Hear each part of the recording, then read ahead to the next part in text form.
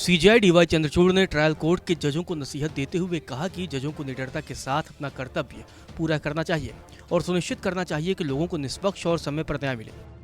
रविवार को एक कार्यक्रम के दौरान सीजेआई डीवाई चंद्रचूड़ ने कहा कि ट्रायल जज कई अहम आपराधिक मामलों में सिर्फ इसलिए बेल देने से हिचकिचाते हैं क्योंकि इन मामलों को शक की नजर से देखा जा रहा है। ऐसे में हर केस की बारीकी समझने के लिए ठोस कॉमन सेंस की जरूरत है। सीजेआई डीवाई चंद्रचूड़ ने कहा कि जिन लोगों को ट्रायल कोर्ट में ही जमानत मिल जानी चाहिए उन्हें मिल ही नहीं पाती है। इसके बाद लोग हाई कोर्ट का रुख करते हैं। हाई कोर्ट में जमानत न मिलने पर सुप्रीम कोर्ट आते हैं। ऐसे में उन लोगों को खासी दिक्कत का सामना करना पड़ता है जिनकी गिरफ्तारी मनमाने ढंग से की गई है। भारत के मुख्य न्यायाधीश ने कहा कि आजकल ट्रायल जजों की दी गई किसी भी राहत को हम शक की नजर से देखते हैं। हमें लगता है कि ट्रायल जज बचकर निकल रहे हैं और गंभीर आपराधिक मामलों में जमानत नहीं दे रहे हैं।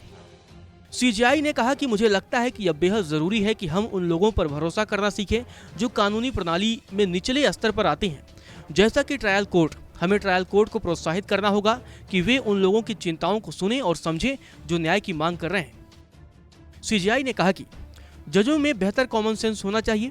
जब तक हम आपराधिक न्याय शास्त्र में गेहूं को भूसे से अलग नहीं करेंगे तब तक यह बहुत ही मुश्किल है कि हमें न्यायपूर्ण समाधान मिले। जज गेहूं को भूसे से अलग कर सके, इसके लिए जरूरी है कि हम उन पर भरोसा करें। मेरे हिसाब से कई मामले सुप्रीम कोर्ट आने ही नहीं चाहिए।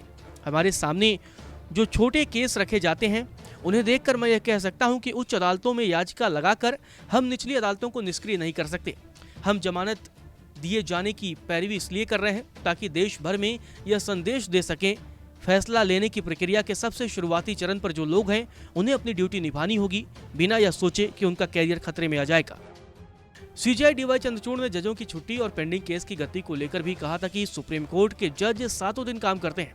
सोमवार से शुक्रवार तक 40-50 मामले निपटाते हैं। शनिवार को छोटे केसेस पर सुनवाई होती है। इसी दिन सुरक्षित रखे गए फैसलों को लिखवाया जाता है और रविवार को सोमवार के केस भी पढ़े जाते हैं। नमस्कार, मैं हूं मानक गुप्ता।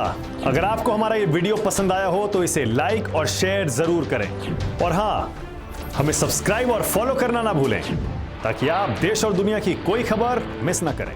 तो जुड़े रहिए हमारे साथ और देखते रहिए न्यूज़ 24।